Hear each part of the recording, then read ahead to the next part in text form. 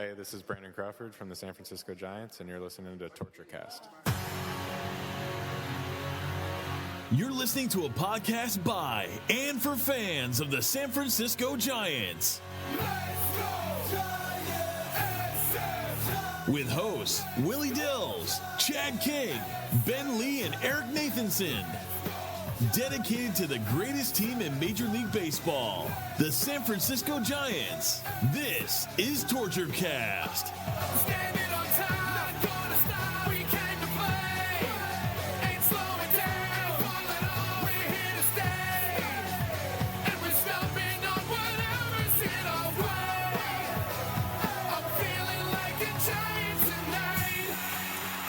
It's Monday, July 15th, 2019, and this is episode 172 of the Torture Cast, the podcast by and for fans of your San Francisco Giants. And joining me and Eric today is one hell of a Giants offense. My God, what the hell is going on, Eric? 16 runs. I mean, 2 touchdowns and 2 two-point conversions. Apparently, Coors Field is not as scary as it used to be. This is just bonkers. Bonkers is the only word I can think of. Yeah, I know anyone listening to this, the game is going to be long over, and probably the second game of today's day-night doubleheader. But in the first game today that started around 11 or so Pacific time, the Giants have just opened the floodgates, continuing this just prolific offense they've decided to show the world. And they are currently in the bottom of the 6th inning, leading 16-1. In fact, the Rockies just got their first run on only their second hit of the day off of Shark. It was a pinch hit home run by Tilapia. So it's 16-1, and they've pummeled out another 4 home runs today, including 2 by Crawford. He's got 6 RBI, and in fact, the 4 through 7 hitters today, which are Dickerson, Crawford, Yastrzemski, and Pilar, are 12 for 16 with 3 bombs, 5 doubles, 12 RBI, and 10 runs. What the hell, man? That's a good month combined, and they're doing this in 6 innings. We talk about it all the time of, how the Giants hot board is like a wasteland, a desert wasteland of nobodies. And these guys are laying claim on it like one day into the week. 5 doubles is amazing. And I totally see it. Every time I looked up, I felt like there was a ball falling in a gap or it got through and there was enough room for them to run. That's amazing. 8 extra base hits and 16 at-bats. I mean, that's what you want out of the middle of the order. And since it's a doubleheader, the Giants, they'll probably get to rest some people. My God. This is crazy. The Giants have now scored 90 runs over their last 11 games. It's their most runs in an 11-game span since moving to San Francisco. Oh, my God. That's crazy. It's also only the 39th time the team has ever scored 16 runs, but they have lost one of those games. It was a game against, I believe, the Padres, in which they were leading 8-0. They blew that lead, and they ended up losing that game 17-16. That would have been a hell of a game to be in, but it would have. God damn it, man. Okay, 6th inning, 16-1. I'm gonna say this is probably a win, even in Coors Field, but we'll keep it tuned in. Actually, I do have the game playing in the background, so I might just pop in once in a while just to see how it's going. Yeah, see if we can catch lightning in a bottle and see if we can record Crawford hitting another home run. This is a team, though, that was barely ever scoring more than 7 runs in a single game, 5 runs in a game. And in the last 2 games, they put up a 6 spot against the Brewers yesterday in the 7th. They put a 5 spot in the first today, a 7 spot in the 3rd today. I mean, hitting is contagious. I really, truly think that. But, I mean, this is not what the Giants were supposed to be doing at any stretch of any part of the year. It's truly something to behold and something to hang our hat on as Giants fans right now. Like, I had a buddy over the weekend say, hey, 2 out hits, can your boys take care of the Brewers? And I said, yeah, no problem. They're going to keep hitting the ball. And they did. Yeah. That's all they do is hit the ball right now. I mean, they scored, 10 runs on Friday. Here's 16 today. That's 26. That's enough for 2 weeks in the past. And here that's just a game and a half over the past few games. Yeah, it's been incredible. So, yeah, let's talk about that. I mean, where the Giants kind of reside right now, they're 2-1 since we last recorded. Of course, we recorded right before the All-Star break, so it's been a short week. Looks like they're going to be about 3-1 here.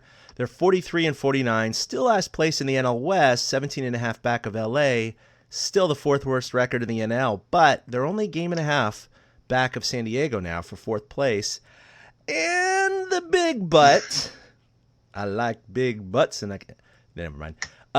They are now creeping to 4.5 behind the wild card, and it's really, really stoking the fire of Giants fans, very passionate Giants fans, on the interwebs, and it's getting quite volatile out there as far as the naysayers who are screaming, "Don't sell! In fact, buy! We can do this! Yay!" And of course, I think cooler heads like you and myself still will be like, look, even if all 7 or 8 teams were tied right now, that's still a 1 in 7 and 8 chance.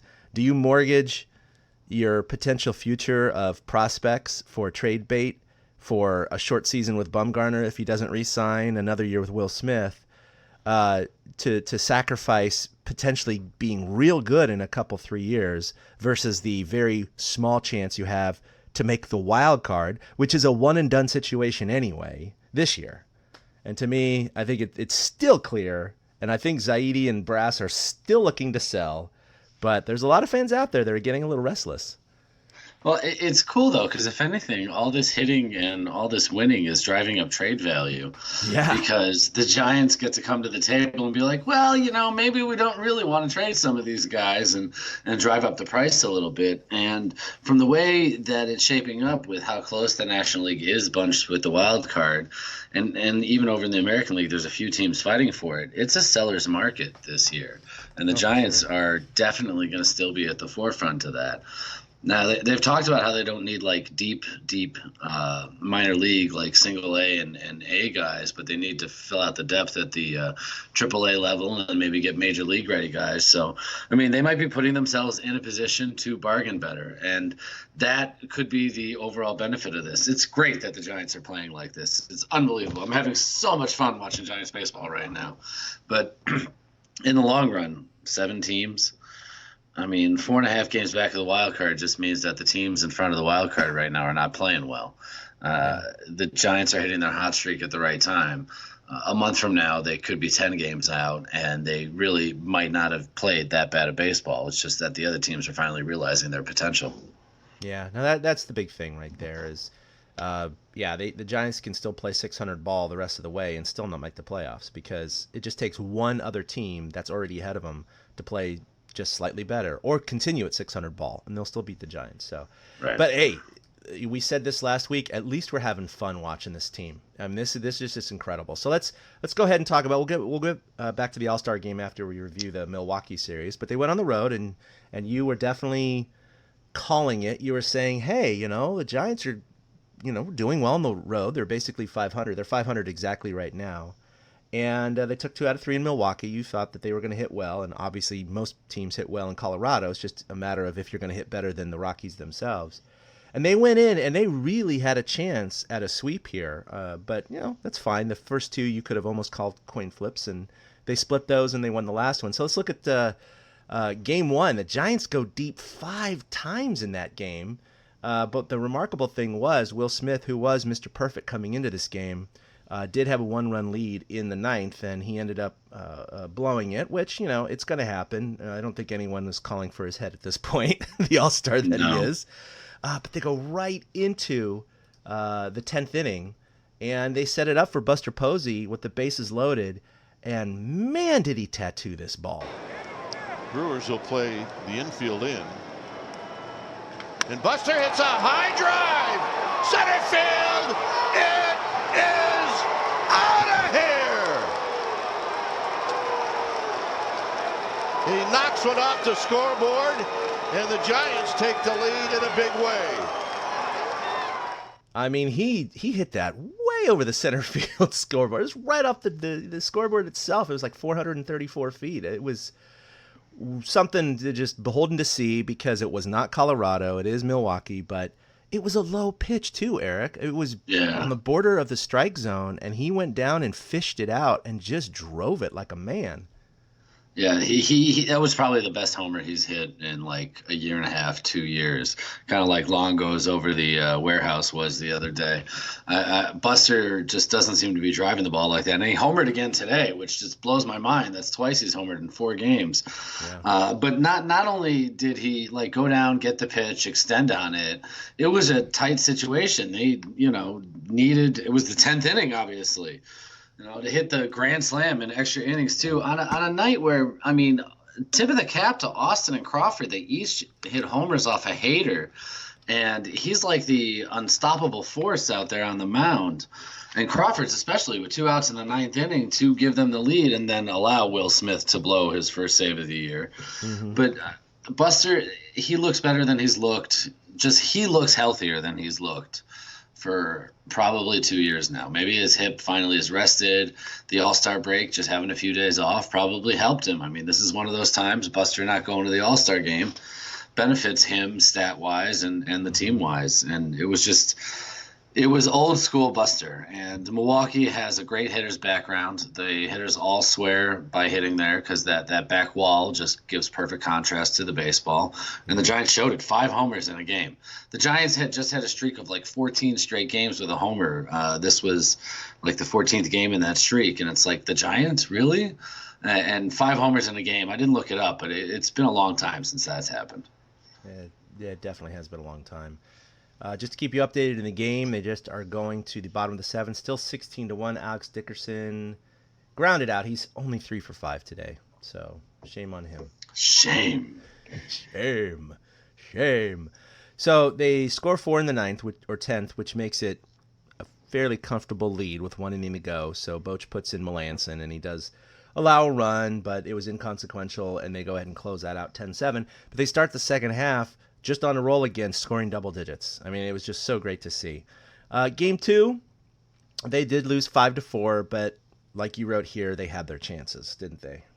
Yeah, and they had their chances to put the game away specifically. But Dyson kind of blew it up a little bit, and then Maranta wasn't able to hold on. Bumgarner was so-so. I'll confess to not seeing as much of this game as I did the other 2 games, which was fortunate. I watched a little bit of Bumgarner. I mean, he still struck out 6 in 5 innings, but he threw a lot of pitches. It was more Dyson just couldn't get out of his jam, and then Holland didn't clean it up, and Maranta getting tagged. But they showed fight. I mean, they scored 2 in the top of the 9th. They scored 1 in the 7th. The Giants continued to score runs late, and they didn't homer, which is why they lost, because apparently the Giants need to hit homers to win, because they've done that every other game since the All-Star break. So they had their chances, and, the Brewers are a good team. They're going to win games like that. That's one of those be competitive but lose it in the end type losses I expected to see most of the season. So that was kind of run-of-the-mill game, yeah. Yeah, they showed spunk. They were leading 2-1 going into the bottom of the 8th. And, yeah, Sam Dyson just didn't have it. He couldn't locate. I actually did watch this game. He just was missing badly. His slider was flat. His fastball got way too much of the plate. And it was, 3 consecutive doubles to lead off the 8th, and then another single. Maranta comes in, can't hold it. Milwaukee ends up scoring 3 and goes up 4-2, but then the Giants show some spunk and get 2 right back in the 9th inning, in the top of the 9th, including a little flaring double.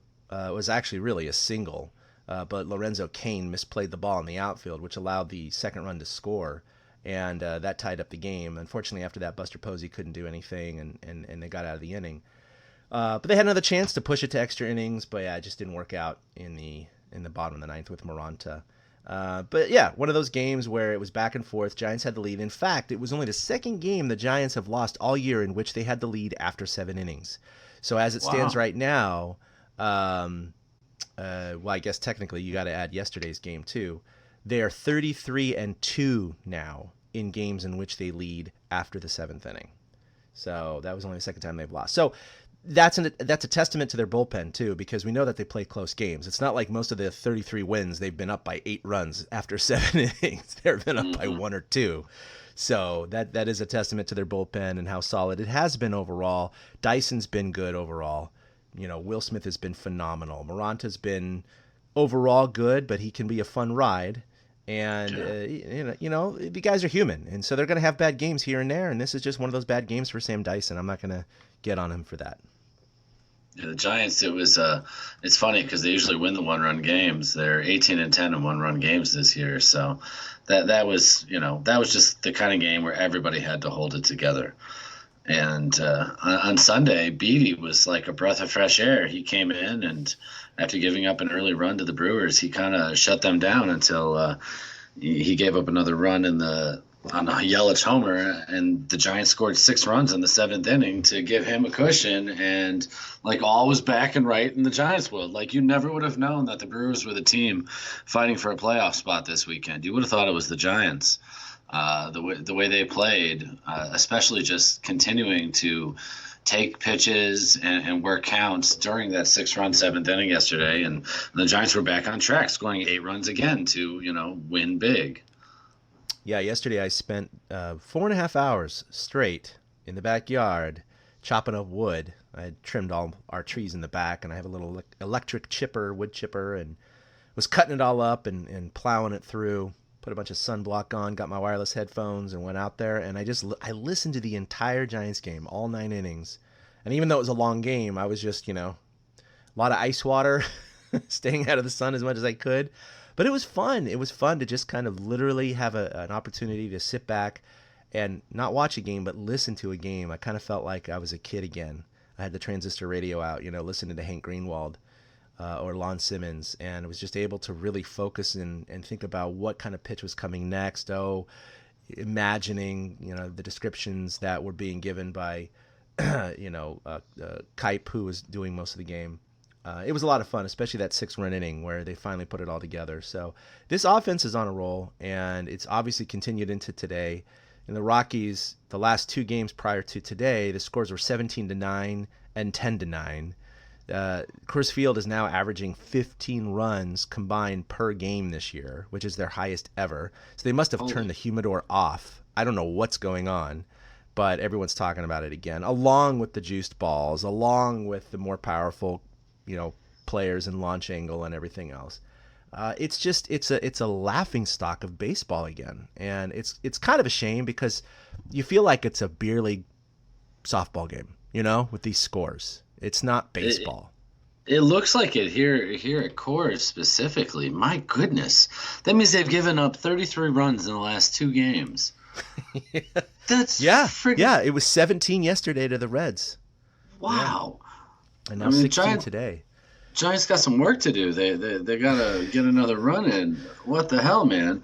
Verlander brought up the baseballs over the break. Something may be different with them, but I don't think it's just making an appreciable difference. I mean, I don't know. Slater hit one last week or 2 weeks ago that when he hit it, it was like, oh, that's a fly out to right. Hey, grand slam. Grand slam. You know what I mean? Mm-hmm. It was like, where the hell did that come from? So, I mean, I guess there's something to it. I also think I think the shift is playing a lot of part into these home runs. I think hitters, instead of trying to always figure out how to beat the shift by hitting it the other way, they've just decided to say, screw it, and they're hitting the ball over the shift. And I think that that's part of a reason for the uptick in home runs too. But, I mean, the data's there. There's supposed to be 500, 600 more home runs this year than ever before. That's just a ridiculous amount. Yeah, score update. Ryan McMahon just hit another solo shot off of Samardzija. 16-2. Oh, no. 2 outs in the bottom of the 7th. I better get nervous. So, 3 whole hits for the Rockies now.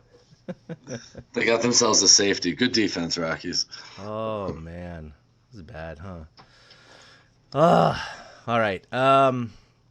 Gosh, where are we? Well, 2 out of 3 in Milwaukee. Looks like they're going to win the first one here. What's interesting about this game is that, or this day, is it's 4 games in Colorado, including today's day-night doubleheader. And that's traditionally where you're just going to absolutely exhaust your pitching. So Major League Baseball does allow, on days that you do have 2 games, to bring up a 26-man. So they did so. They brought up the pitcher, Coonrod. Coonrod. Coonrod. And, unfortunately, Evan Longoria was pulled out of yesterday's game prematurely. Austin Slater had to go in, and he was really, really sick. And so he did not look good yesterday. He struck out 3 times because he has some sort of flu or whatever. But it looks like plantar fasciitis for Longoria. He was placed on the 10-day IL, retroactive till... Actually, no, I think it did start today. So they called up... who did they call up in his place? It was another pitcher. Ray Black. Oh, it was Black. It was Ray Black, right? Ray I'm Black. doing this off memory, not the notes. So, here are the Giants basically surplusing their pitching by 2 pitchers for today. And then when Kudran is set back down, they'll have Ray Black up for the next 2 games because they need the extra pitching. But, Samardzija's doing wonders for the Giants today. Pitching, it looks like a complete 7 innings already today, just absolutely saving the bullpen. Derek Rodriguez is going to be starting game 2. Drew Pomeranz is starting game 3 tomorrow. I mean, it could be a bloodbath out there. But look what the Rockies are facing. They had the same problem. They allowed 10 runs and then 17 runs the last 2 games against the Reds. They've been chewing through their pitchers like crazy as well. And now today was 16 runs. They're in a much worse shape than the Giants, and they have a horrible bullpen. So it could be just a wacky weekend. It could be Pomeranz gives up 8 runs, but the Giants score 12. I mean, who knows what's going to happen? Can't put it past the Giants right now with the way they're hitting the ball. They could score 12 apparently at any given moment. I mean, it's just unbelievable. Right now, Shark just got yanked, and he's finally going to the bullpen. I didn't see who he's bringing in, but you got to expect it's somebody just to probably Coonrod to just ride it out for a little bit. There's no need to worry about the bullpen blowing it up this game in a 14-run lead. So the Giants, I mean, the fact that this is such a blowout does make it easier for them this week. And they have 8 games this week. Mm-hmm. So they definitely have to juggle right now. There's no off day to save them at any time. And having a doubleheader at the beginning of the week, especially at Coors, like you said, it could be an absolute killer to the bullpen. And that's not going to be the case so far. But, we'll see what happens when Palm comes out tomorrow. Hopefully the Giants will keep hitting the ball, and that won't matter. Because you look at some of the Giants – I didn't even mention this. They won 3 series in a row with that Milwaukee series. They won 2 before the break, and then they won that Milwaukee series. That's the first time they've done that all year, won 3 series in a row. And the first time they did it since last year, June 18th to July 1st, when they won 4 straight series. So they went a whole year without winning 3 straight series back-to-back. And, they barely won 2 straight series back-to-back during that time. They only managed to do that once. And that was in the middle of June. So the Giants have just been scuffling for so long. That's why all this hitting, all these runs, all this winning, it's just such a breath of fresh air. As Giants fans, we forgot what it was like to be so happy about our ball club. Yeah, I don't even know what to say. I'm a little shocked that, I'm not watching the game right now, but apparently Shark was removed. He had 92 pitches. He had only allowed 4 hits. There was a single by Mark Reynolds afterwards, but with 2 outs in the bottom of the 7th, I'm a little surprised with a 14-run lead. Boch just didn't let him finish out the inning, or at least pitch to 1 or 2 more guys. I mean, he definitely is good for over 100 pitches, but Trevor Gott is in, so I'm wondering if there was another issue, if they realized he was tired or something happened, or he was uncomfortable or was suffering from something. I'm not sure.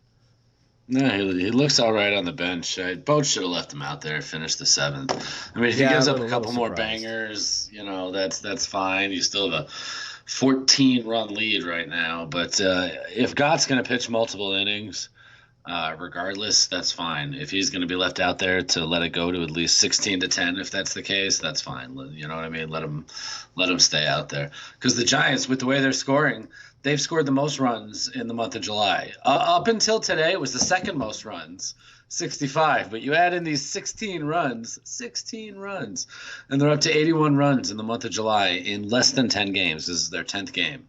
And they had, going into play today, 18 home runs, which tied for the lead in the majors for the month of July, which they've now blown past with 4 homers today. And the Giants lead Major League Baseball with 22 home runs in the month of July. And I think I might faint. Doesn't even make sense. And you know what also doesn't make sense? We actually have a sponsor for today's podcast, and so I want to get into that. But basically, to the surprise of everyone, the Giants enter the All-Star break, obviously on fire, and now they continue that with the first 4 games of the second half. But it's more surprising the fact that they are winning on the strength of their offense. The team is now 8-2 in its last 10. It's averaging 7.8 runs per game over that time. And suddenly they're just 4.5 games back of a playoff spot. Basically, a couple of days ago, they were 750 to 1 odds to win the NL pennant. But there could be some value betting on the Giants to squeak into the playoffs and make a run. However, Farhan Zaidi is still likely to sell at the deadline, so bettors wouldn't actually be wagering on the Giants team. They'd be wagering on a team that may be without the likes of Madison Bumgarner and Will Smith. And so our friends over at the sportsbettingdime.com think that there's value betting on the Giants to squeak into the playoffs and make a run. And so I urge you guys to check them out. The guys at SBD would like you to go visit sportsbettingdime.com and check out some of their value over there. And it may be worth putting a little bit of small cash on the Giants because they are on a little bit of a hot streak.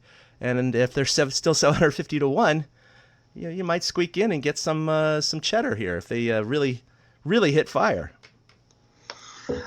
Back in the day, I used to have my dad put a future bet on the Giants every year because he'd always go to Vegas in March, so I could put $25 on the Giants as a future bet every year. So that putting a future bet on the Giants to win it all, that always brings up a good one. So I welcome our new sponsor. Yeah, well, think about it. Just laying $5 down, even, it's like you're not going to lose anything. But if it's somehow the Giants did catch fire and recaught that magic, and suddenly, they do win the pennant, well, that's a 750 times 5. That's a lot of cash for you, over $3,500. So anyway, yeah, go check them out again at www.sportsbettingdime.com and let us know how they treat you. All right, so update on the game. The Trevor Gott did allow Tony Wolters to fly out. He induced the fly out, so they are now through 7, still up 16-2. Okay, let's circle back a little bit for the All-Star break. There was actually 2 events going on during the break, an All-Star game and a home run derby. Now, the game itself, of course, is back to being an exhibition as of a few years ago. Thank God. That was just a horrible thing when it was, for a home field advantage. Although it did always work out in the Giants' favor, mind you, even though they won it on the road all 3 times. But that home run derby, man, that was something else. And so we had our picks, and you went with the winner. That was a great choice, bud. Yeah. You went with Pete Alonso, the polar bear. I was excited. Yeah, I was excited to see Vlad Jr. too, and that was my chatter on Twitter that day was I'm picking Alonso, but I'm rooting for Vlad Jr. And that round between Jock and Vlad Jr., that was the most entertaining home run derby stuff I've ever seen. That was just so fun. It was every other moment was and I switched to the ESPN2 broadcast. It was less cluttered and it followed the ball a lot more. That was just I don't know about you, but I had fun watching it. I felt like a kid in awe of them, and to have these rookies fighting it out for $1 million prize when their base salary is $555. That had to have been a thrill for them. That was a lot of fun. Who did you pick? You took Josh Bell, and he did not. I don't think he made it out of the first round. He did not even make it out of the first round. Because originally I was going to go with, everyone's picking Vladimir Guerrero, but I don't know if he has the stamina, so I'm going to go with someone else, and that was just dumb. I should have stuck with Vlad. Alonso definitely was not a bad pick either, and as it turns out, Guerrero hit hella more home runs cumulatively than Pete Alonso. But what happened is that Alonso just had enough to win every round. And by the time they got to the final round, Alonso he had his highest round, and then Guerrero had his lowest round. And I think he was just beat at that point. And Alonso still had a 30-second bonus window left, so he was definitely going to beat Guerrero. But yeah, when you go back to that Peterson Guerrero one, Guerrero hit 29 home runs in that round for the second round in a row. And you're like, there's no way Peterson's going to catch him. And he just was like, boom, boom, boom, boom, boom. And as he got closer and closer and closer, I don't want the Dodger to win, but I'm like, oh, crap, he might catch him. And, of course, he ties him right near the end. And I'm like, okay, well, this is fun. At least it's a tie. He didn't win outright. And then they go into the next round, and they tie again. And then they go into the 3-swing playoff and they tie again. And then they go into another 3-swing playoff. And what's so funny about that is that Guerrero in that second 3-swing playoff, he hit 2 and Jacques hit 1 right away. So I was like, oh my God. And I found myself ironically rooting for Jock Peterson to hit a home run to tie but not to win, because I wanted to see it continue. Keep I wanted it going. I was like, how many rounds can they go? And he ended up, he failed on the next two, but that was so much fun. But you could tell Guerrero was just smoked at that point. And he still hit 21 or 22 in the final round. It's not like it was a shabby total. It just wasn't enough for, Alonso, who was much fresher. He just, he raked. And Jock made it look so easy. His swing, he doesn't look like he's exerting as much effort as the other guys were. Like Alonso is just a lumberjack and it goes flying. But like you could see Vlad really having to work it, and just how natural though the explosion to come off is. I loved they had those like 4D cameras and they'd like spin it around at the point of contact, and you could see the bat was curved because it was whipping. And that's how fast they're swinging, to drive that ball out there. And he started peppering that scoreboard in left field. Vlad Jr. was it was so much fun. Everybody I saw before the contest, why is Vlad Jr. in there? He's only got 8 home runs. He's not one of the. Man, that's why he was in there. That's exactly why. Yeah, it made for seriously the most. We'll remember Vlad Jr. just like Josh Hamilton 10 years ago. He had an unbelievable round at Yankee Stadium, and Justin Morneau ended up winning the whole thing. We'll remember Vlad Jr. We won't remember that Pete Alonso won it. Still, I was happy my pick, came through, but the best show was absolutely Vlad Jock. And I was on that too. Before it even came out, I was like, this is going to be the best part of the entire contest. It was like the main event before the main event. Yeah, no, that was a lot of fun. It was totally worth it. One of the better home run derbies that I think everyone has seen in a very, very long time. So kudos to Major League Baseball, and putting some of the money up front too. So at least it means something to some of the younger guys who, they're not earning a lot yet. And so it actually kind of helps them out. So I'm all for that. So, I'm sure Alonso's cutting his 0.01% check to you soon, but, look for that in the mail. I mean, it's double his salary for just swinging the bat one night. That's crazy. Yeah, he plays a whole season, 6 to 8 months out of his year, plus all the training to get ready for the season. And he earns $500,000, which, is shit ton of money to all of it, everyone else. Yeah. And then just one night. Yeah, one night. Boom, $1 million. It's just like, wow, that's pretty sweet. Is there a consolation prize? Do you know? Was there like $300,000 for Guerrero or anything? I don't know that. That's like Survivor, because Survivor was like all or nothing. Yeah, I would hope they have something for the other kid. If not, he needs a Gatorade. He worked harder. Yeah, like that. He's a Gatorade commercial waiting to happen. 91 or 95 home runs or some crap like that. It was unbelievable. Just insane. Well, then the next night was your Midsummer Classic, the 90th All-Star Game, and it was fine. It was an okay game. It wasn't a blowout either way. The American League did win 4-3. The lone Giants representative did give up a home run to Joey Gallo, just absolutely crushed it. And then the next guy, I forget who it was, smoked it to third, but it was an out. So he had 1/3 of an inning, allowed 1 run. It did end up being the deciding run in the game, but the fun of the matter was that 2 out of the 3 Dodgers pitchers that were in the game gave up runs, and the loser was Clayton Kershaw. Thank you. It's funny. The NL West apparently has horrible pitching. Gallo was sitting there laying in wait on Smith. He tried to get one over first pitch. Gallo was ready for it, and Gallo's been swinging the bat so well. I didn't find it to be the most entertaining part of the All-Star game was when like Joe Buck was talking to Freddie Freeman while Freddie Freeman was batting, and when all the Astros were on the mic. Like I really, other than that, it wasn't like overly entertaining. Like pitchers pretty much dominated, and it showed with the Indians pitcher getting the MVP award. I don't remember, Bieber, I think, is the one that got it. It was a little weird. I mean, he came in and he struck out the side, 1 inning pitch, and he gets the MVP. It was just odd. It was just like, all right, whatever. So, scoring update. Let's tune in live. He's going to catch up to that ball, but that ball had some weird action on it. It started slicing away from him. 17-2 Giants. They're 1 run away from equaling the most runs they've ever scored in this ballpark. Back in 2002, they scored 18 in a win, 18-5. They beat the Rockies that day or night. Here comes Austin Slater now as the pinch hitter for Trevor Gott. Slater, right-handed batter, been under the weather.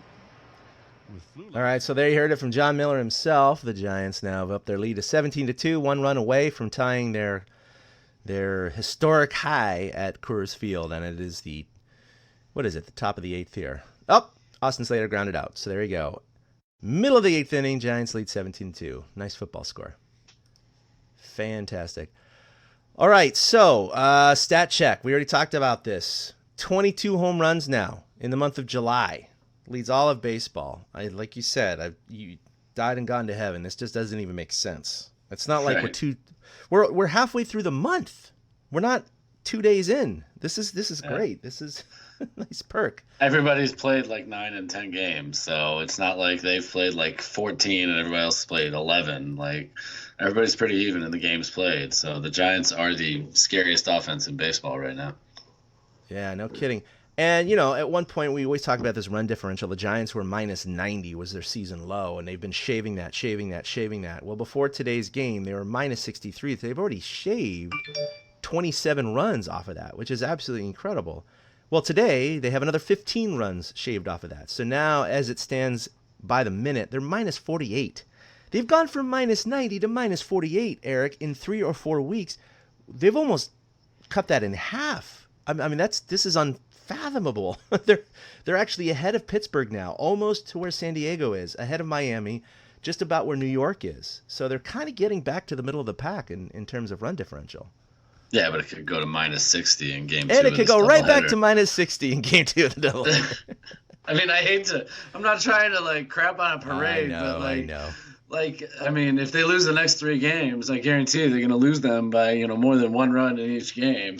I don't think it'll happen. I think they'll keep winning, and I think they'll keep scoring. There's something in the water in that clubhouse right now. Yeah. They could shave that down to like 50 by the time they come home on Thursday to face the Mets if they really keep putting together these good at bats and these good games. It's kind of ridiculous, and because of all this winning, they're only 31 wins away from Bochy's 2000. Like, it used to be a stretch to think that they would get there, and with 70 games left in the season, I guess 69 after today, they're only going to need to go 31 and 39 the rest of the way. Like, that's totally doable. Like, they're bad enough to do that, but good enough to not be worse than that. The Giants have put themselves in position to actually get Bochy to 2,000 possibly. So after today's win, they could play 9 games under 500 and still reach that goal. That's great. Yeah. Wow. Okay. Not bad. I was shocked when I looked and I saw the number. I was like, hey, wait a second. You talk about closing the gap and run differential. They're closing the gap for Bochy.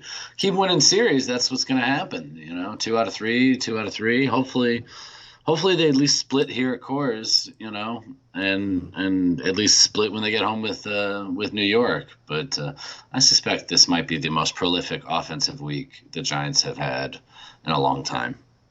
Yeah, it's been a lot of fun playing catch up with the rest of the league. Still near the bottom of the league in most statistics. You can't just catch up in a week, but it's been fun to do.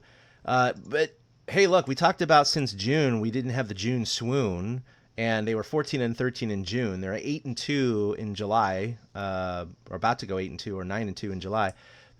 Before today, they were 21 and 15 since June 1st. So, I mean, this is fantastic. It was 4th best in the major league. So they're putting this together slowly but surely, and they're starting to open up some eyes. And like you said, it's going to put some pressure on the trade value for these guys, because Zaidi and unless the Giants, I mean, literally won, what do they have, another 14 games or so, 15 games until the trade deadline? Unless they won like 12 or 13 out of those games. The Giants are sellers, and so, but it does increase their value because Zaidi can kind of sit back and play with that concept. So he's not going to sell these guys, at least he's stated publicly, for pocket lint and change. So we're hoping that doesn't happen. It's got to be a decent haul. And I know they keep saying, oh, there's the Twins. Oh, we just talked about the Dodgers. That could be their 4th trade in 50 years. Maybe that would happen. I know he has his no trade list, which includes the Yankees. but that could be waived for a fee. And I'm just curious if the Yankees, who just seem to be that kind of typical, they always overspend, they always go out and get the old crafty veteran or trade for a young stud who is yet to be proven, like a Sonny Gray. They did that a couple years ago. They got Encarnacion earlier in the year. Because, the Yankee fans are clamoring for another championship. They're restless, and they have all this money in the new stadium. And I guess I wouldn't put it out the realm of possibility that the Yankees may force that hand in the end and just pull the trigger and put all the chips in and give the Giants quite a bit, plus maybe pay the waive fee for Bum, and maybe he'll be sent to New York. I don't know. It makes the most sense. It really does, because when we last talked about Bumgarner trade possibilities, we pointed out some teams want him for the stretch, and some teams, like the Yankees, they don't want Bumgarner so that they can win the pennant down the stretch. They want Bumgarner for the playoffs. Period. They're not even worried about winning the division. I mean, with all the injuries and all the problems they've had, they're still going to run away with that AL East, it looks like. And so they would be getting Bumgarner specifically for October, which is why it would not shock me for them to be the ones to overpay the price to get him, knowing that other teams are trying to get him and utilize his talents for a longer stretch of time, where the Yankees are like, we want you to pitch the rest of the season, but we really got you for October. That's the whole reason. And the Yankees are a team that can do that. Not many teams can do that. Not many teams can spend money. Not many teams can utilize capital in the way they do. And that's why it makes the most sense and the best fit. I'd love to see him go to like the Twins or something. That would just be fun. But, if the Yankees get him, I totally get it. And I totally get Farhan's side to get the biggest price that he can. Like, there better be some good, deep major league ready type talent coming back for Bumgarner. And then we've talked about it. Who the hell knows? He may be back next year. He may want to go to Atlanta. He may want to be closer to home, but he might come back. Who knows? I was about to bring up that point because he does live down in Georgia. I think if he were traded to the Braves, he might just get a taste of being down there. Yes. And it could increase the chances of him signing with them in the offseason, as opposed to being with another team or finishing the year out with the Giants and then getting contract offers from multiple teams, including the Braves. He may not be as inclined. But I think if he kind of plays the summer and playoffs down there, he might go, you know what, this ain't bad. I think I must stay down here. Right, and that's a real meta way to think about it, but it's dead on, because so as a Giants fan, you kind of root against him getting traded to the Braves. Yeah. I don't want him to go to the Braves for that reason. And we may be just reading into too much, but I just always think that's a possibility. But the Yankees are not his kind of organization, especially, they got to be shaven. It's New York. It's the whole thing. So, he wouldn't re-sign with them. But, another thing is a year ago, everyone was like, oh, he deserves basically the max. He deserves $30 million a year, whatever it is. He's had a little bit of a step back this year. There's a little bit some signs of aging and what have you. And I think it depends on what he does the rest of the year and into the playoffs if he's traded and plays with a contender like that. I mean, if he writes another World Series chapter with someone, his trade value or his contract value is through the roof. But either if he finishes out the season with the Giants or he finishes it with a playoff contender and, let's say, flames out and just has a horrible postseason, his contract value probably isn't as high as it would have been if they had signed that extension or if they had offered that extension that they talked about a year ago.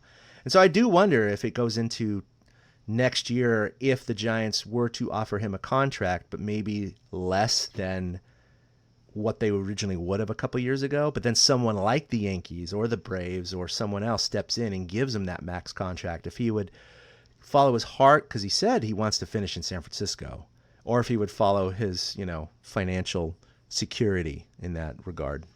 Well, with Farhan, if it was still like the Bobby and Brian Sabian era, and they were really running things, they'd be giving him the money regardless. And I think the Giants are less likely to overpay at this point. Absolutely. So unless Bum wants to settle somewhere in like the $15 million range, I think is where it would, because the more I look at teams that Farhan's put together, aside from like Kershaw's gigantic contract, there's no gigantic crazy contracts on the books.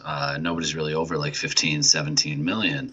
And I think he's going to want to do the same here. So if Bum's willing to take a hometown discount to come back to the Giants, it's possible. But I think it's going to be hard to do. I really do. I think that's the only way is hometown discount. And he says, sure, that's fine. But somebody else is going to offer him more. They just are. I don't think the Giants are in the business. They're not in the business of paying their stars anymore. It's just, and it's time for that, which is the frustrating part, because it'd be awesome to pay Crawford, Posey, and Bumgarner, tons of money just to be as good as they once were. But the reality is they're not as good as they once were. So you can't pay them for what they've done. You got to start looking to pay them for what they can still do. Yeah, and what's crazy about it is all of the, quote, thank you contracts the Giants have given out to Timmy and Buster and Kane and Crawford, they have yet to do that or had the opportunity to do that with Bumgarner because they locked him up so long ago at a relatively cheap contract. And wouldn't that be ironic? They're probably the most prolific and important postseason and World Series hero is the only one that actually doesn't get paid as a thank you versus all these other kids. It's just crazy. Really weird. Yeah, it is. The timing of it's weird. Like, he got caught in this little bit of a vortex, with his timing on his contract and management changing. It does. It doesn't sit like, it's not that it doesn't sit right, but it just feels weird that everybody else got rewarded. And like you said, Bumgarner was probably the biggest horse of them all, and he's not getting the same reward. Mm-hmm. Yeah, it just shows you. Baseball is all about timing, and I read a nice article, I might put it in the show notes, about how there are some superstars or up-and-coming superstars who are under, lock and key for 7 years, like Acuna and Albies and all these guys under the Braves and others who are signing these contracts for, $5 million a year, $7 million a year, when most of the league is going, oh my God, are you crazy? Like, you're worth so much more than that. But they've come back and said, hey, yeah, maybe I'm worth more than that, but it was more important to me to get the security of the long contract so I could take care of my family rather than bet that I'm going to be worth more in a couple of years and sign the bigger contract. So it's an interesting game that, agents and teams and players have to think about and play. And Bumgarner at the time, no, he wasn't worth $30 million a year, but he definitely took a hometown discount to play with the Giants for that 7-year contract, and it's worked out very, very well for the Giants. But still earning $14.5 million a year ain't no shabby thing. Okay, he's fine. Nope, he's doing fine. I don't have to cry about that. Damn California taxes. Yeah, there's that too. All right, so injuries, we talked about it already. Longo's on a 10-day injured list due to plantar fasciitis. Dickerson has been battling back issues, and he did play today, but it does give you a little pause for concern because he does, he's had a long history of issues, including his back, and he's been interviewed saying, yeah, I have this bulging disc thing. It's basically been with me my entire career since college, and it flares up and it goes away, and it's fine. And you're kind of like, okay, I hope so, because he's been such a spark plug. He's not playing tonight. I can't see a guy battling back issues. It'll probably stiffen up on him during the break between games. I can't see him starting later tonight, but I hope to be surprised. Maybe the warm air that's in Colorado right now will help. Yeah. Let's see. Score update still 17-2, but the Rockies have loaded the bases in the bottom of the 8th with 2 outs. However, Ray Black is pitching, and who is up? Ian Desmond is up. He has an 0-1 count. So, anyway. Hell, even if it's a grand slam at 17-6, we're not going to worry about that right now. Nope. All right, who's hot? Who's hot, Eric? I decided to look at the month of July because, with the All-Star break, July is now, half over, but it's only about 9-10 games in. And the hottest Giant so far in the month of July is the guy who just went on the 10-day injured list. Evan Longoria hit 400 this month with 6 homers. He's scored 9 times. He's driven in 12 runs. It's a 1.067 slugging, just slugging, and a 1.537 OPS, which is like 300 points higher than a Barry Bonds season. And so he's been better than Bonds for half a month. Longo, it's just, I don't know where it came from. And now that he's hurt, I don't know where it's going to go. But it was nice to see Longo finally hit that hot stretch I mean, finally hit that hot stretch that we've all been waiting for. And Right. now he's hurt, so who the hell knows what's going to happen. Austin Slater, you mentioned yesterday he struck out 3 times. He was sick as a dog. You could see it standing at the plate, waving at pitches. Like, all pitchers had to do was throw him 3 sliders low in the zone, and he was going to swing over them and go back to the bench, and it was fine. He's still hitting .391 in the month of July with 3 homers, 3 doubles. And he's driven in 12, and 7 of his 9 hits have been for extra bases. He's been like a shot in the arm. He's part of the reason the Giants' offense is so hot. Like, these numbers they're like crazy bonkers for the Giants. Like, they're not supposed to hit that well. Like, even Belt, he's hitting .324 in the month of July, but that's like nothing. That's like 4th, 5th on the list. And he's got 1 homer, which he hit yesterday. And Donovan Solano, who fresh off his 10-game, 11-game hitting streak, he's hitting .346 in the month of July. He's homered, and he scored 6 times. So he's been a great plug-and-play in the middle of the infield. Oh, he's been great. I actually have been. It's been a lot of fun watching him, and he's been a little spark plug. And I mean, there's a little bit of an argument now for him to start getting a little more playing time than Joe Panik, just see what happens, or ride the hot bat like Bochy has had a tendency to do in the past.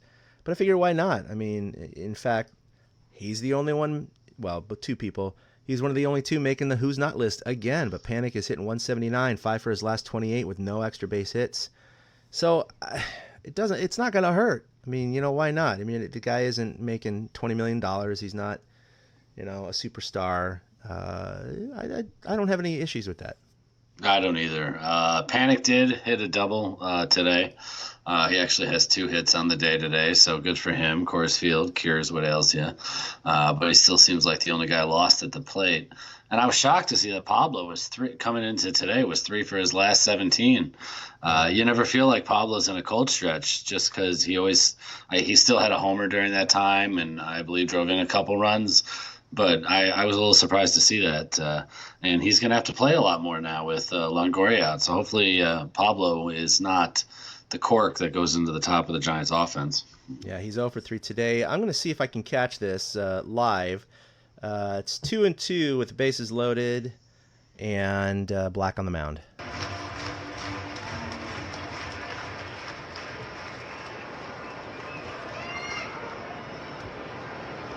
Here's Black on top. He throws. Another foul, backing out of play. Another 100-mile-an-hour fastball there to Ian Desmond. Throwing triple digits. Still 2-2. He does not want to get to 3-2 with Desmond.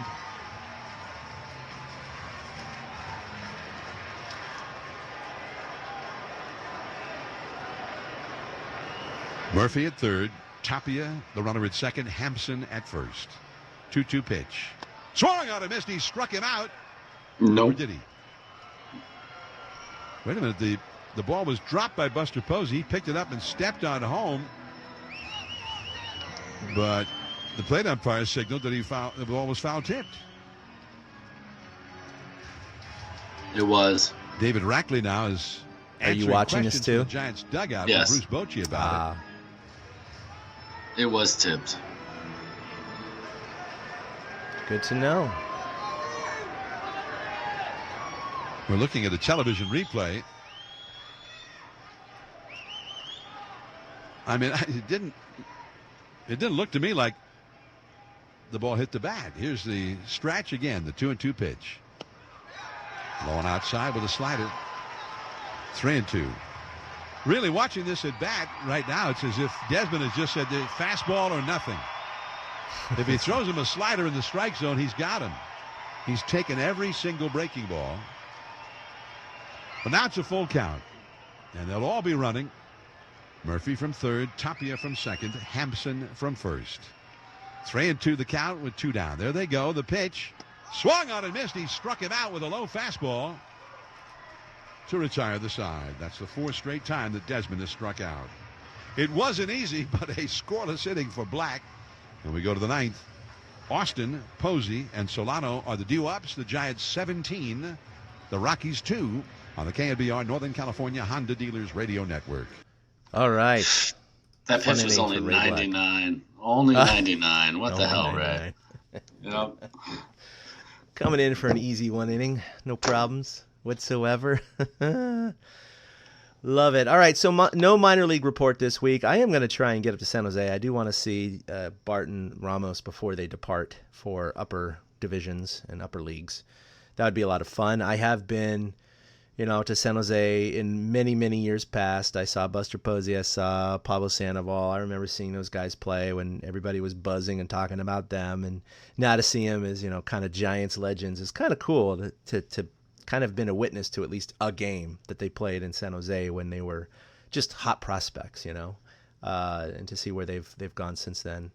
That'd be pretty cool. Coming up, we do have 4 in Colorado, including 2 today. We got Rodriguez pitching tonight, Pomeranz tomorrow, and Sean Anderson on Wednesday. Then they come back home for 4 against the Mets. And the Mets have not been playing too well, so if the Giants could parlay either a split or 3 out of 4 in Colorado and come home hot, I mean, who knows what can happen? I mean, this could be another fun week of Giants baseball. Yeah, that's why I'm kind of predicting that this is going to keep up, and the whole fervor over maybe being buyers and not sellers is going to stay up this week. Yeah. And I get it. I'm curious to see where the Giants are next week when they play a contending team like the Cubs. I think that will be the series that really gives them a litmus test on whether or not they are a good ball club or if they're just a ball club getting fat right now. Because the Brewers had not been playing well lately. They had a stretch of 31 games against teams with losing records, and they only won 9 of them. So the Giants just beat up on a struggling club. The Cardinals before that are hovering around 500. The Rockies here, obviously, giving up 17 runs in back-to-back games. Not a good team. Excuse me. The Mets, as we've seen, they've fallen behind the Giants, so obviously not a good team. So I think we'll have more high-powered offense. The Mets will probably shut them down a little bit, and the fact that they're at home will tamp down the runs. But expect more. Oh, look at this. This is Mark Reynolds pitching, position player pitching for the Rockies. All pitcher, position player pitching alert. Yep, Tyler Austin just popped out to right field, too. How about that? Pushing it still further over toward the foul line. I love it. In to make the catch over near the foul line. I'm ahead of you. Mark Reynolds coming in to pitch. I love it. Yeah, so the Giants, I mean, look at this. They'll keep hitting. Okay, is Posey going to come up? Okay, if Posey's up, yes, I'm going to listen to this. Okay, here we go. Did they say that this is only the 3rd time in Rockies history that a position player has pitched? How is that possible? There's the pitch to Posey, and it hits him. 67 miles an hour. What did he try to throw a curve? What was it? His knuckler? Curveball? What? Right on the hip. Posey's laughing at him. Yeah, he is. 67 mile an hour. So Buster got hit right in the back.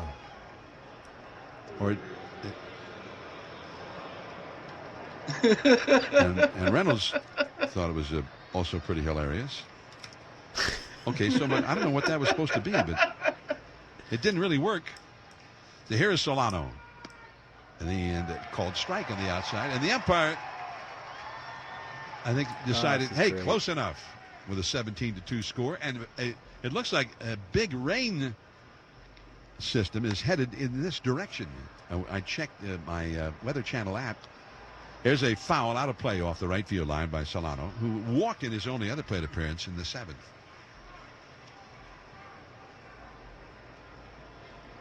We're in the 9th inning. The Giants leading 17-2. This is always Posey classic first, when this Solano happens. takes low and outside. 82 miles an hour that time. He reared back. Got a little extra on it. Solano in the 3rd spot in the order where Pablo started. Pablo was 0 for 3 with a sacrifice bunt while he was in there. Here it comes. Solano hits a ground ball right up the middle. Base hit into center field. Posey over to second, and he'll hold there. Hit number 20 for the Giants. And now Alex Dickerson 20 hits, will come ladies and gentlemen. Dickerson has singled home a run. He's hit 2 doubles and grounded out twice. He's 3 for 5. Hey, we never get to do this, Eric. This is kind of fun. Driven in 1. I've been the umpire in a 17-2 game who just calls anything close to strike just to get the game moving. There's no activity moving. in the Giants bullpen. I think they want Ray Black. When they put Black in there, they wanted him to go 2. Yeah, I've been in a situation too. I umpired when I was. Oops, I actually totally hit the wrong button here. I umpired when I was much younger. Swinging a low and the count is 2-0. When I was 16, 17, and in those blowouts, yeah, you tend to call things that are Here's the pitch. Not exactly in the strike zone. Swinging a foul. Just to help the other I remember team doing out. a game in Arizona. I've laughed about years it with ago. players. I'm like, swing the bat, man. We all got to go home. Yeah. Come on, dude. It's like, just swing it. The D-backs in the ninth inning brought in Mark Grace to pitch, their first baseman. There's a ball very high, and he did the whole thing for laughs. And David Ross was a rookie for the Dodgers, the catcher. There's ball 4 high and outside, and the bases are loaded now. A walk to Dickerson. Here's Crawford's shot at the third homer. Oh, yeah. Okay, David you're right. Ross Okay, hit a one home more run hitter. against Let's listen to Mark Crawford, Grace. see if he can Might get have 9 been a grand ribbies today slam, and I 3 can't bombs. remember. Might as well. But it definitely hit a home run. And that was his first major league home run. And Mark Grace after the game said, I really want to apologize to David Ross. Because, guys, really, those are special moments. Your first home run in the big leagues. I fear I ruined it. There's a ground ball by Crawford through the middle of the overload on the defense. Base hit into center field. 2 runs will come in to score. Posey from third, Solano from second. Dickerson stops at second. And Brandon Crawford has his 7th and 8th RBIs of the day. Well, it wasn't 3, but it was 2. 19-2 Giants. The most RBIs that Brandon Crawford has ever had in a big league game. His career record. It's a 5-hit game with 8 RBIs. And the most runs the Giants have ever scored in a game here at Coors Field in Denver. Yastrzemski will come up now. And Stephen Vogt has come out on deck. Well, how about that, ladies and gentlemen? 19-2, and it just keeps rolling. Brandon Crawford with 5 hits and career-high 8 RBI today, and they are probably going to add a couple more on here. So, wow. Anyway, back to the podcast. You've been dealing with recluse spiders, haven't you? Oh, my God. The hell, man? That's scary crap.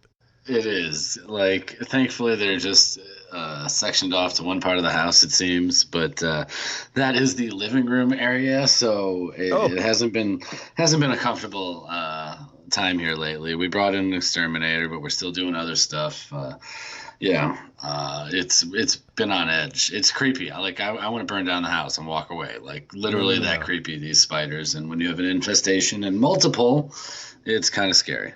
Yeah, so no, brown recluse is no joke. I mean, we have our black widows out here, but typically we don't find them in the house. We find them in the garage, in the yard, right? Because they don't like being where people are, and they like to be in warmer, drier environments. But and even if I were to get bit by one, it wouldn't be life-threatening. But recluses are a little different. They're a little bit more dangerous. So hopefully, I had to kill one in the house. I had to actually kill one, and then they decided to take over my lawnmower in the back. So. It hasn't been pretty at all. It makes for a tough sleep schedule because, it's creepy. There's no way around it. It's creepy, and you're worried about creepy. Yeah, you're worried about something crawling in, and I haven't been on a normal schedule, so I make no promises on This Week in Giants history because I've been dealing with so many things between spiders and brothers-in-law and storms that I make no promises. Hopefully, I'll have something out this week. Just I haven't been in a normal rhythm of a regular week in like 6 weeks. And when you finally feel like you have your house back and then all of a sudden you have a spider infestation, you're right back on edge and you're right back. It's not your house anymore. It's the spider's house, and they're my new master. So, well, the arachnophobes just got a little heebie-jeebies on the podcast, I'm sure, including myself. I'm starting to my back's itching and everything. Well, the Giants. Go ahead. The wife keeps asking. The wife keeps, she keeps worrying. She's like, I'm sorry, I'm free. I'm worried about these spiders. I'm like, no, man, me too. Like, I can handle killing your run-of-the-mill spiders. I've killed plenty of black widows here too. But these things, they look like movie spiders, so it kind of creeps you out. That's just no other way to put it. No joke, man. Well, the Giants did not pour it on. The next 2 guys did get out, but the Giants finished the day, unless the Rockies score 17 runs in the bottom of the 9th, with 19 runs, 21 hits, an absolutely demolishing of the Colorado Rockies. So good times, Eric. Good podcast. Good time to be on air with them. Well, you can follow us collectively at TortureCast on Twitter. Like us on Facebook. Go find us over there. Check out our website at torturecast.com where we post all our articles and our podcasts. If you're listening to this, you know where to find your podcast, but we are available throughout whatever podcast feed and service that you enjoy. You can follow us individually at 2 Out Hits for Eric. That's with the number 2 Out Hits. Myself at Chad K21. All right. Well, I think that's going to be it for episode 172. A good one, a fun one. I think 173 might have some more good stuff to talk about. You have anything else to wrap up with, Eric? Oh, no, not at all. I look forward. Next week will be fun. For me, it's leading up to Cubs-Giants. And, that's always a special time for me. Yesterday was hilarious since the Cubs and the Brewers are fighting right now.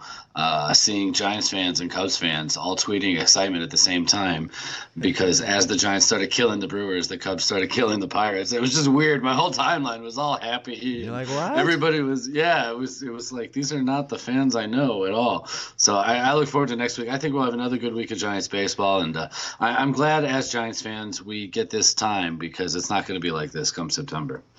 Yeah, it looks like I will be going to the Giants game either Friday night or Saturday afternoon. However, it will be as purely as a fan with my family. We're going up to the city this weekend to enjoy some time. And so we'll be doing that. And I do hope I can cover one of the Cubs games the following week because that would be a lot of fun and an important series. A good test, like you said, a good litmus test for the team. So look forward to that.